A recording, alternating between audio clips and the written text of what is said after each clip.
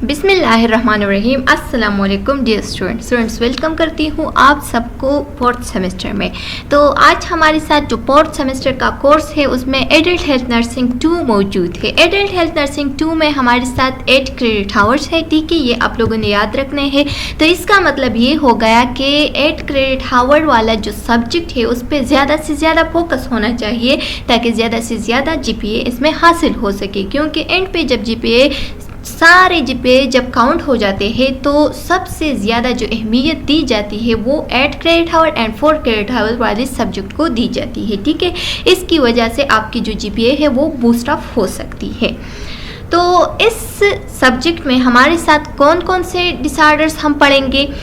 This course provides opportunities to learn to give safe and competent care of patients with various cardiovascular, respiratory, endocrine, musculoskeletal, neurological and ENT ear nose disorders, ठीक है। Subject में हमें बता रहे हैं कि आप लोगों ने किस तरह से सेफ एंड कम्पिटेंट केयर देना है एक पेशेंट को, और कौन कौन से पेशेंट होंगे वहाँ पे। कार्डियोवैस्कुलर वाले जो पेशेंट होते हैं, यानी जिसको कार्डियोवैस्कुलर डिसऑर्डर हो, रेस्पिरेटरी डिसऑर्डर हो, endocrine, musculoskeletal, neurological and ENT disorders, ठीक है। तो उसके बारे में हम डिटेल के साथ फिर वीडियो लेक्चर में बात करेंगे, लेकिन अब यहाँ पे जो हम बताएंगे कि इस एडल्ट हेल्थ नर्सिंग 2 में कौन कौन से सब्जेक्ट हमारे साथ कौन कौन से यूनिट्स हमारे साथ मौजूद है।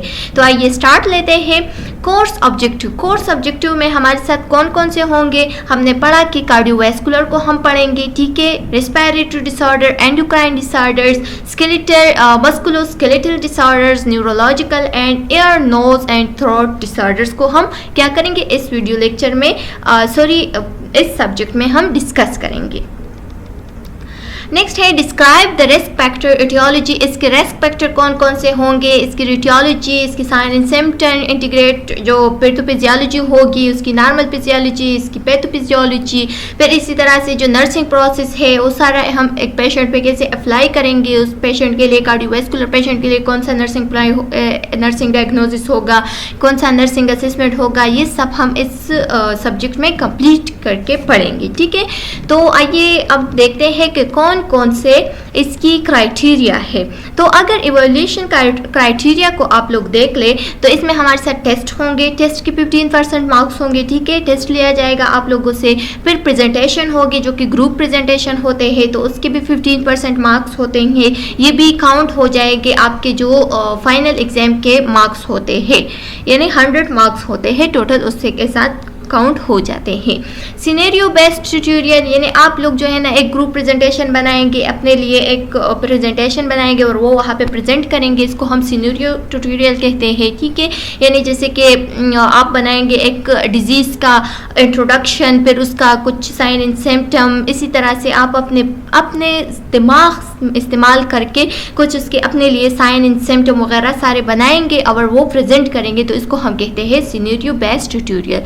स्किल परफॉर्मेंस आपका कैसा है, स्किल परफॉर्मेंस एग्जाम कैसा है, फाइनल एग्जाम कैसा है, ये सब काउंट होके 100% आप लोगों के मार्क्स काउंट हो जाते हैं, ठीक है। ये सब को इकट्ठा करके 100% मार्क्स आ जाते हैं। तो अब ये आप स्टूडेंट्स पे डिपेंड करते हैं कि आप लोगों ने इसमें कितने मार्क्स लेने हैं, और फिर वही मार्क्स से आपका GPA निकाला जाता है।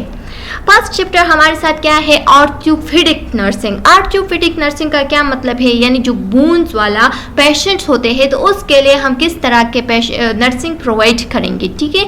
तो उसके कुछ ऑब्जेक्टिव्स हम पढ़ेंगे, फिर उसकी फिजियोलॉजी, फर्स्ट हम एनाटॉमी एंड फिजियोलॉजी पढ़ेंगे, ठीक है, कि मस्कुलोस्केलेटल सिस्टम के कितने जितनी भी पैथोफिजियोलॉजी है, जितनी भी नॉर्मल एनाटॉमी एंड फिजियोलॉजी है उसके बारे में हम डिस्कस करेंगे। फिर उसके लिए कुछ डायग्नोस्टिक प्रोसीजर तैयार करेंगे, फिर उसके बाद हम रिकॉग्नाइज करेंगे कि क्या पेशेंट के साथ क्या मसला है, ठीक है, और उसका रिपोर्ट क्या आया है, उसकी रिपोर्ट रिजल्ट क्या आए हैं, उसके टेस्ट वगैरह क्या आए हैं। फिर उसके बाद हम कुछ टाइप डिस्कस करेंगे, जैसे कि हमारे साथ कुछ टाइप्स होते हैं ऑस्टियो जो ऑर्थोपेडिक में पेशेंट्स होते हैं, जैसे कि ट्रैक्शन किसको कहते हैं, एम्पुटेशंस किसको कहते हैं, ये सब हम डिटेल के साथ फिर इस यूनिट में पढ़ेंगे, ठीक है।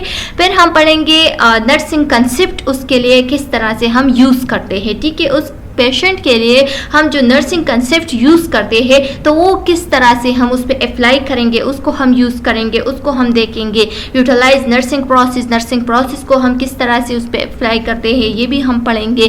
फिर हम पढ़ेंगे कोलैबोरेट विद अदर मेंबर्स, जो आपके साथ हेल्थ केयर टीम है उसके साथ आपने किस तरह से प्लानिंग बनाना है, किस तरह से नर्सिंग इंटरवेंशन करना है, किस तरह से डॉक्यूमेंटेशन करना है, ये सब आप इस चैप्टर में पढ़ेंगे। ठीक है। दूसरा क्या है कि इनकॉर्पोरेट रिलेवेंट रिसर्चेस फाइंडिंग, जितनी भी रिलेवेंट रिसर्चेस है अबाउट मस्कुलोस्केलेटल डिसऑर्डर के, तो वो हम इस चैप्टर में मालूम करेंगे और वहाँ पे फिर दिखाएंगे कि क्या क्या रिसर्चेस हमने फाइंड की है। ठीक है। जैसे कि टेस्ट वगैरह भी हो सकते हैं, नेट रिसर्च भी हो सकते हैं, बुक्स वगैरह, इसके ज़रिए से हम इस चैप्टर को कंप्लीट करेंगे। Understand and perform neuromuscular assessment, neuromuscular assessment हम अंडरस्टैंड करेंगे कि ये किस चीज़ को कहते हैं और फिर हम परफॉर्म भी करेंगे कि किस तरह से परफॉर्म करते हैं एक न्यूरोमस्कुलर असेसमेंट को। फिर हम पढ़ेंगे demonstrate free and post operative nursing care, free and post operative nursing care यानी ऑपरेशन से पहले, सर्जरी से पहले एंड सर्जरी के बाद जितना भी केयर प्रोवाइड करते हैं एक मस्कुलोस्केलेटल सर्जरी वाले पेशेंट को, तो उसका जो free and post operative nursing care है वो हम बताएंगे कि कौन कौन सा नर्सिंग केयर होता है। इस चैप्टर में हम कौन कौन से डिजीज़ को क्लियर करेंगे, सॉफ्ट टिश्यू इंजरी को, ठीक है, फ्रैक्चर्स को, एम्पुटेशंस को, पैगेट्स डिजीज एंड गर्ड्स को, एंड ऑस्टियोमिलाइटिस को, osteoarthritis, osteoporosis, rheumatoid arthritis, bone tumour and tuberculosis. यहाँ पे हमारे साथ जो फर्स्ट चैप्टर है वो कंप्लीट हो गया है। सेकंड चैप्टर में हम पढ़ेंगे एंडोक्राइन नर्सिंग। एंडोक्राइन नर्सिंग में हम कौन कौन से ऑब्जेक्टिव को क्लियर करेंगे। पहले हम इस डिजीज़ के ट्रीटमेंट के बारे में, यानी पहले हम पिट्यूटरी ग्लैंड डिसऑर्डर्स के बारे में थोड़ा ट्रीटमेंट मालूम करेंगे, थोड़ा पढ़ेंगे। ठीक है। फिर उसके बाद हम क्या करेंगे कि यूटिलाइज नर्सिंग प्रोसेस किस तरह से पेशेंट पे अप्लाई करना है वो अप्लाई करेंगे। And discuss impact of various endocrine disorders on patient and their families. ठीक है। वेरियस एंडोक्राइन डिसऑर्डर के बारे में कुछ डिस्कशन करेंगे उसके फैमिली के साथ, उसके पेशेंट आया है उसके साथ। ठीक है। कि एंडोक्राइन डिसऑर्डर किस तरह के होते हैं, क्या क्या मसले होते हैं, क्या क्या साइन एंड सिम्टम हो जाते हैं। अगर ये साइन एंड सिम्टम आ गया तो आप लोगों ने जल्दी से फिजिशियन के साथ क्या करना है, डिस्कस करना है। Care of client with disorder of diabetes, अगर हमारे साथ एक पेशेंट आया है और उसको डायबिटीज़ है तो उसके लिए क्या क्या केयर प्रोवाइड करना है वो हम इस यूनिट में डिस्कस करेंगे। ठीक है। Discuss the preparation of patient undergoing diagnostic test, उसके लिए हम डायग्नोस्टिक टेस्ट करेंगे। ठीक है। ताकि उसका जो डायबिटीज़ है वो कितने लेवल का है, मतलब ज़्यादा हाई हो गया है, बहुत कम हो गया है, उसको हम डिस्कस करेंगे। Identify pathogenesis and manifestation, pathogenesis and manifestation को हम आइडेंटिफाई करेंगे कि ये जो कॉम्प्लिकेशन आया है ये एक्यूट है, क्रॉनिक है। ठीक है। ये इसके बारे में हम पढ़ेंगे। फिर हम पढ़ेंगे कि हाइपो या हाइपरकैल्सीमिया कौन सा कंडीशन है, हाइपो कम हो गया है डायबिटीज़ या ज़्यादा हो गया है, पेशेंट का शुगर जो है ना वो ज़्यादा हो गया है या पेशेंट का शुगर कम हो गया है, तो उसको भी हम असिस करेंगे। Discuss medical and pharmacological treatment, जितनी भी मेडिकल एंड फार्माकोलॉजिकल ट्रीटमेंट होते हैं एक डायबिटिक पेशेंट के लिए तो वो हम डिस्कस करेंगे। फिर पर्पस एंड प्लान डिस्कस करेंगे कि क्या क्या डाइट प्लान देना है, क्या क्या इसके लिए अहम है, क्या क्या इसके लिए ज़रूरी है, वो हम खुराक उसको लिखेंगे और प्रोवाइड करेंगे। ठीक है। Describe the nursing management of a newly diagnosed diabetic patient, एक न्यूली पेशेंट है हमारे साथ डायग्नोस्ड हो गया है, डायबिटिक पेशेंट हो गया है, यानी अभी अभी उसका जो शुगर लेवल है वो ज़्यादा हो गया है या कम हो गया है, तो उसके लिए क्या नर्सिंग मैनेजमेंट हो सकती है उसको हम इसमें डिस्कस करेंगे। Describe the nursing management of a diabetic client who has ketoacidosis, एक पेशेंट हमारे साथ आया है और उसको कीटोएसिडोसिस हो गया है। कीटोएसिडोसिस अब किस चीज़ को कहते हैं तो ये हम डिटेल के साथ इस चैप्टर में फिर फर्दर डिस्कस करेंगे। ठीक है। एंड हाइपोग्लाइसीमिया हो गया है, यानी जो ब्लड प्रेशर है वो कम हो गया है, सॉरी शुगर जो है वो कम हो गया है, तो ये सब हम डिस्कस करेंगे कि इसके लिए क्या क्या मैनेजमेंट होना चाहिए, नर्सिंग मैनेजमेंट होना चाहिए। Explain the physiological psychological impact of diabetes mellitus, जो साइकोलॉजिकल इम्पैक्ट्स होते हैं डायबिटीज़ मेलाइटिस के एक पेशेंट के लिए, तो उसको हम एक्सप्लेन करेंगे, उसके क्लाइंट को, उसके पेशेंट फैमिली को, ये सारे हम डिस्कस करेंगे। ठीक है। एक्सप्लेन द नर्सिंग रिस्पॉन्सिबिलिटी, और जितनी भी नर्सिंग रिस्पॉन्सिबिलिटी है वो हम प्रोवाइड करेंगे। फिर इसी तरह से हम अगर हमारे साथ एक पेशेंट आया है और वो थायराइड ग्लैंड डिसऑर्डर का पेशेंट है तो उसके लिए क्या क्या केयर प्लान हमने प्रोवाइड करना है। पहले हमने उसका जो मेडिकल एंड सर्जिकल रिपोर्ट्स है उसको हम समझना है कि उसके साथ क्या मसला आया है, यानी अगर थायराइड डिसऑर्डर है तो वो हाइपोथायराइडिज्म हो गया है या हाइपरथायराइडिज्म हो गया है। ठीक है, पहले उसको आप लोगों ने क्या करना है उसको समझना है। फिर उसके बाद फ्री एंड पोस्ट ऑपरेटिव थायराइडेक्टोमी यानी जो थायराइड का ग्लैंड का जो सर्जरी होता है या वो फ्री ऑपरेटिव है या पोस्ट ऑपरेटिव है, उसके लिए किस तरह से केयर प्रोवाइड करना है उसको समझना है, ये डिस्क्राइब करेंगे। Identify potential complication of thyroid disorder की जितनी भी पोटेंशियल एंड क्लिनिकल मैनिफेस्टेशंस या क्लिनिकल कॉम्प्लिकेशंस है उसको हम डिस्कस करेंगे। ठीक है, यहाँ पे हम डिस्क्राइब करेंगे। एक्सप्लेन द कॉम्प्लिकेशन ऑफ थायराइडेक्टोमी, अगर थायराइडेक्टोमी के कुछ कॉम्प्लिकेशंस है तो वो भी हम यहाँ पे एक्सप्लेन करेंगे।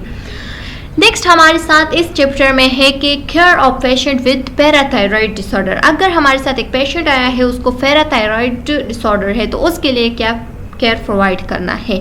तो उसमें हमारे साथ जो ऑब्जेक्टिव है तो वो क्या है कि एक पेशेंट आया है पैराथायराइड डिसऑर्डर के साथ तो उसका ट्रीटमेंट क्या होगा। ठीक है, ये हम डिस्कस करेंगे। फिर उसके साथ जो नर्सिंग प्रोसेस है वो किस तरह से हम प्रोवाइड करेंगे एक डिसऑर्डर ऑफ पैराथायराइड पेशेंट के लिए। ठीक है, तो उसको हम डिस्कस करेंगे इस चैप्टर में।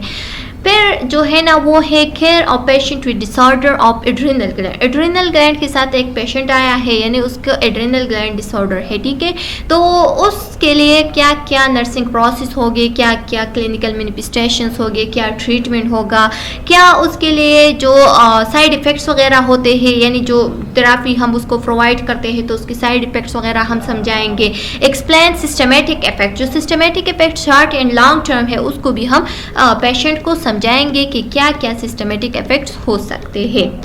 स्टूडेंट्स, थर्ड चैप्टर में हमारे साथ है न्यूरोलॉजिकल नर्सिंग यानी न्यूरोलॉजिकल डिसऑर्डर्स जितनी भी है तो उसके बारे में हम डिस्कस करेंगे।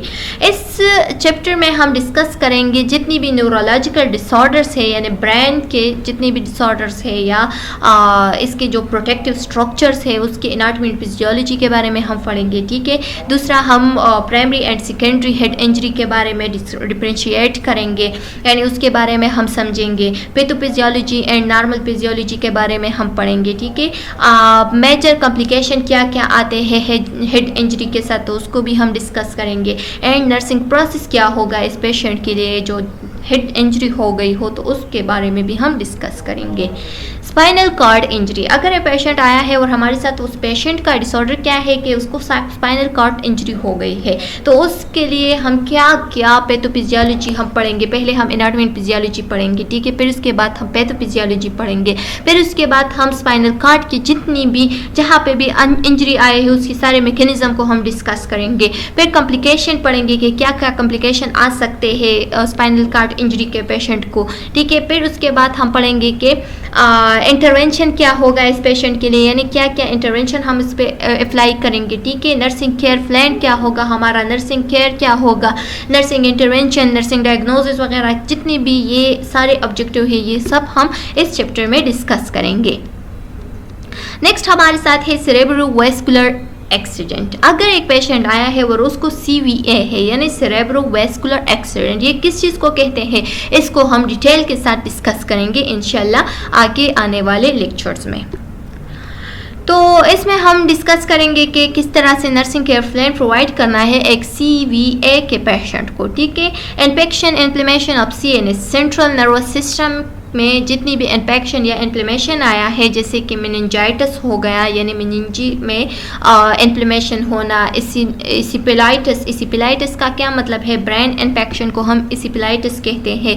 ब्रेन एब्सेस, अगर ब्रेन में कोई फर्स्ट पेल्ट कैविटी हो गई है तो उसके जितनी भी नर्सिंग प्रोसेस, नर्सिंग इंटरवेंशन, इसकी डिफिनीशन, इसकी नॉर्मल पैथोफिजियोलॉजी, इसकी नॉर्मल फिजियोलॉजी, ठीक है, इसकी aetiology, clinical manifestation, diagnostic marker, of meningitis, ठीक है, एंड एंसेफेलाइटिस के जितनी भी या ब्रेन एब्सिस हो गए, इसकी जितनी भी एटियोलॉजी वगैरह है वो हम इस चैप्टर में डिस्कस करेंगे। नेक्स्ट हम पढ़ेंगे एपिलेप्सी। एपिलेप्सी किस चीज़ को कहते हैं, यानी जिसको हम कहते हैं पुश्तों में मिर्गी, ठीक है। तो अगर हमारे पास एक पेशेंट आया है, मिर्गी का पेशेंट है, तो उसके लिए क्या क्या साइन एंड सिम्टम होंगे, क्या नर्सिंग प्रोसेस होगा, क्या साइड इफ़ेक्ट्स होंगे, क्या क्या पैथोफिजियोलॉजिकल या साइकोलॉजिकल इफ़ेक्ट्स हो सकते हैं, उसको हम डिस्कस करेंगे इस वीडियो लेक्चर में, इस आने वाले वीडियो लेक्चर्स में। अच्छा, discuss disorder of neuromuscular transmission. Neuromuscular transmission यानी जैसे कि हमारे साथ मेस्टीनिया ग्रेविस हो गया। मेस्टीनिया ग्रेविस को हम एमजीबी कह सकते हैं। मेस्टीनिया ग्रेविस जो है ना, ये हमारे साथ एक ऐसा डिसऑर्डर होता है जिसमें इंसान को थकावट महसूस हो जाती है, इनवॉलेंट्री कुछ ऐसे काम कर जाते हैं जो कि मतलब अनएक्सपेक्टेड वर्क कर देते हैं, ठीक है। अनएक्सपेक्टेशन, इस तरह के एक्सपेक्टेशन नहीं होती उस पेशेंट से और वो कर देती है, ठीक है। और उसकी जो थिंकिंग है वो भी ज़्यादा ठीक नहीं होती, उसकी थॉट भी ज़्यादा ठीक नहीं होती। ये भी एक हमारे साथ न्यूरोलॉजिकल डिसऑर्डर है, ठीक है। तो इसमें हम ये सारे पढ़ेंगे कि इसकी फिजियोलॉजी क्या है, इसकी साइन एंड सिम्टम क्या हो सकते हैं, नर्सिंग केयर प्लान क्या होगा हमारा, इसकी कॉम्प्लिकेशन क्या हो सकते हैं, एंड इसकी जो इफेक्टिव नर्सिंग प्रोसेस है वो कौन सा है, उसको हम डिस्कस करेंगे। Pain and painful disorder related to nervous system. अगर नर्वस सिस्टम में कुछ पेन या पेनफुल डिसऑर्डर्स है तो उसमें हमारे साथ फर्स्ट आया है ट्राइगेमिनल न्यूराल्गिया। ट्राइगेमिनल न्यूराल्गिया किस चीज़ को कहते हैं ये हम डिस्कस करेंगे। फिर इसकी एनाटॉमी एंड फिजियोलॉजी क्या है, इसकी पैथोफिजियोलॉजी क्या है, इसकी क्लिनिकल मैनिफेस्टेशन क्या है, इसकी डायग्नोस्टिक क्या है, इसकी जो सर्जिकल एंड मेडिकल मैनेजमेंट है वो सब हम डिस्कस करेंगे। और लास्ट में नर्सिंग केयर प्लान या नर्सिंग प्रोसेस को डिस्कस करेंगे।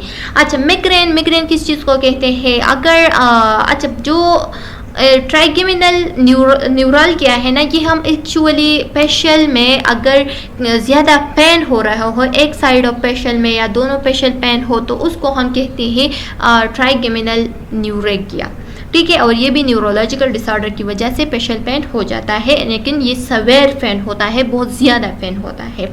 मिग्रेन या हेडेक। मिग्रेन जो है ना, ये हम जिसको हम पुश्तों में कहते हैं निम सर दर्द, ठीक है, तो या निमसेरे भी ज़्यादा लोग कहते हैं। तो अगर हाफ सर में यानी अगर आपके हाफ हेड में क्या हो पेन हो तो उसको हम कहते हैं मिग्रेन, ठीक है, या हेडेक।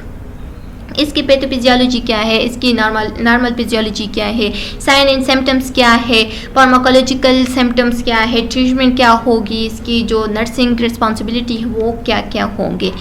फिर है हमारे साथ chronic neurological disorder. Chronic neurological disorder में पार्किंसन डिजीज़ है, इसको हम डिस्कस करेंगे। अल्जीमर डिजीज़ को डिस्कस करेंगे, ठीक है, कि इसकी पैथोफिजियोलॉजी नर्सिंग प्रोसेस वगैरह क्या होंगे। Brain damage and special states alteration consciousness वगैरह इसको हम डिस्कस करेंगे। एंड फिर जो फोर्थ चैप्टर है हमारे साथ वो है कार्डियोवैस्कुलर डिसऑर्डर्स। कार्डियोवैस्कुलर डिसऑर्डर में हम डिस्कस करेंगे द फर्स्ट वन डिजीज़ जो हमारे साथ है वो है disorder of arterial circulation, atherosclerosis and aneurysms, ठीक है। तो इसको हम डिस्कस करेंगे। इसकी जितनी भी पार्ट्स है, इसकी जितनी भी एनाटॉमी एंड फिजियोलॉजी है, इसकी जितनी भी डेंसिटी वगैरह, रोल ऑफ लो डेंसिटी, लेफोफ्रेटिन वगैरह, ये आप लोग जानेंगे आगे आने वाले लेक्चर्स में, ठीक है। इसके रेक्स फैक्टर वगैरह ये सब हम डिस्कस करेंगे। फिर हमारे साथ जो दूसरा डिसऑर्डर है इसमें डिसऑर्डर ऑफ वेनस सर्कुलेशन है, ठीक है, आर्टरी सर्कुलेशन, फिर venous circulation, alteration of blood pressure यानी hypertension, hypotension, alteration of cardiac pressure या फंक्शन, ठीक है, and chronic coronary heart disease, इसके बारे में हम यानी माइकार्डियल इस्कीमिया हो गया या इन्फार्क्शन हो गया, इसके बारे में हम डिस्कस करेंगे। फिर वॉल्व्स के साथ जो डिसऑर्डर्स होते हैं जैसे कि हार्ट फेलियर हो गया, अगर कोई वॉल्व बंद हो जाए तो उसकी वजह से हार्ट फेलियर आ सकती है, ठीक है। Disorder of cardiac conduction and rhythms के बारे में हम पढ़ेंगे। हार्ट ब्लॉक्स के बारे में एंड पेसमेकर्स के बारे में इस चैप्टर में हम डिस्कस करेंगे। फिर फिफ्थ चैप्टर है, तो फिफ्थ चैप्टर में हमारे साथ है पल्मोनरी नर्सिंग। पल्मोनरी डिसऑर्डर्स के बारे में हम पढ़ेंगे, यानी रिस्पिरेटरी डिसऑर्डर, अपर रिस्पिरेटरी ट्रैक्ट में जितनी भी डिसऑर्डर्स होते हैं जैसे कि साइनोसाइटिस हो गया, फेरेंजाइटिस हो गया, ट्रॉन्सिलाइटिस हो गया, ठीक है। लोअर रेस्पिरेटरी इन्फेक्शन में हम पढ़ेंगे कि influenza, pneumonia, pulmonary TB, lung abscess, और ऑब्स्ट्रक्शन में हम ऑब्स्ट्रक्टिव लंग डिजीज़ में हम आस्थमा, सीओपीडी यानी क्रॉनिक ऑब्स्ट्रक्टिव पल्मोनरी डिजीज़, ठीक है, and lung cancer, acute respiratory flare, chronic respiratory flare, acute respiratory distress syndrome and chest trauma, ये सब हम डिस्कस करेंगे। उसके बाद हमारे साथ जो 6th चैप्टर है वो है आई एंड ENT यानी आई नोज थ्रोट के जितनी भी पेशेंट्स होंगे, तो उसमें हमारे साथ डिसऑर्डर आ सकते हैं epistaxis and deviated nasal septum, ठीक है। टॉन्सिलाइटिस आ सकते हैं, इसके जितनी भी physiology, nursing care, plan, sign and symptom, criteria वगैरह जितनी भी जो कुछ भी है वो हम डिस्कस करेंगे। फिर लेरिंजाइटिस हम पढ़ेंगे, infection inflammation of the eyes पढ़ेंगे, आइज़ में जितनी भी इन्फेक्शन आते हैं, इन्फ्लेमेशन, इसकी प्रोसेस सारे हम डिस्कस करेंगे। ग्लूकोमा यानी रेटिनल डिटैचमेंट, इसकी ये किस चीज़ को कहते हैं, इसके जो साइन एंड सिम्पटम वगैरह है ये सब हम डिस्कस करेंगे। कैटरैक्ट किस चीज़ को कहते हैं, बर्न्स, इसके जितनी भी डिसऑर्डर्स है ये सब हम डिस्कस करेंगे, ठीक है। फिर हमारे साथ है क्लिनिकल ऑब्जेक्टिव, ये यहाँ तक जो 6th चैप्टर है वो कंप्लीट हो गया है। फिर कुछ क्लिनिकल ऑब्जेक्टिव्स है ये हम परफॉर्म करेंगे और इसके अपने 15% मार्क्स है जो कि मैंने आप लोगों को दिखाया कि जितने भी डिसऑर्डर्स हमने पढ़े हैं ना, ये जो रिस्पिरेटरी डिसऑर्डर्स हो गए, कार्डियोवैस्कुलर डिसऑर्डर्स हो गए, एंडोक्राइन डिसऑर्डर्स हो गए या न्यूरोलॉजिकल डिसऑर्डर्स होंगे, तो इसके अब वही पेशेंट हम जाके हॉस्पिटल में देखेंगे कि आया इस तरह के पेशेंट की जितने भी साइन एंड सिम्टम्स वगैरह हमने पढ़े हैं, क्या उसी साइन एंड सिम्टम वगैरह जो है ना वो आए हैं इस पेशेंट में या नहीं। ये पेशेंट जो हमारे साथ आया है ये वही नर्सिंग प्रोसेस वगैरह हम उसके लिए अप्लाई कैसे करेंगे, जितना भी हमने नर्सिंग प्रोसेस वगैरह पढ़ा है उसको अब हम अप्लाई करेंगे। और अगर वो नर्सिंग प्रोसेस हमारे साथ उस पेशेंट के लिए एक सक्सेसफुल नर्सिंग प्रोसेस मतलब फील हो गया, तो ये इसका मतलब ये है कि हमने सही से पढ़ा है और हमने अपना जो एडल्ट हेल्थ नर्सिंग है वो सही से कंप्लीट किया है, ठीक है। हम उसके सिटी स्कैन करेंगे, ठीक है, सिटी स्कैन के बारे में पढ़ेंगे और वहाँ हॉस्पिटल में देखेंगे, ठीक है। एंजियोग्राफी के बारे में एंड लंबर फंक्चर्स ये किस चीज़ को कहते हैं इसके बारे में, माइलोग्राम के बारे में, जो आरडी मैट्रिक्स होते हैं उसके बारे में, थायराइड स्कैनिंग के बारे में, ये सब हम वहाँ पे डिस्कस करेंगे। फिर कुछ स्पेसिफिक क्लिनिकल ऑब्जेक्टिव्स है उसके बारे में हम पढ़ेंगे, ये आप लोग देख सकते हैं, ये सब हम वहाँ पे परफॉर्म करेंगे, ठीक है। स्टूडेंट्स यहाँ पे हमारा जो एडल्ट हेल्थ नर्सिंग का जो बहुत ज़्यादा इतना लंबा जो कोर्स ग्रेड है, ठीक है, इतना लंबा कोर्स ग्रेड हमने पढ़ा है, तो इसकी कोर्स कितनी लंबी होगी आप लोग सोच ले, और इसके बेस पे हम स्टडी स्टार्ट करेंगे कल से, ठीक है, इंशाल्लाह। एंड उम्मीद है कि आप लोगों को ये जो एडल्ट हेल्थ नर्सिंग है इसकी एक सक्सेसफुल रिजल्ट आ जाएगी इंशाल्लाह। उम्मीद है कि आप लोगों की एक सक्सेसफुल रिजल्ट आ जाएगी जब हम ये पढ़ेंगे, ठीक है। और यहाँ तक हमारा जो वीडियो लेक्चर है वो कंप्लीट हो गया है। अगर आप लोग हमारे चैनल पे नए हैं तो सब्सक्राइब करें, कमेंट करें and press the bell icon ताकि नेक्स्ट वीडियो का नोटिफिकेशन आप लोग को बहुत जल्द मिल सके। नेक्स्ट वीडियो में मिलते हैं, तब तक के लिए अल्लाह हाफिज़।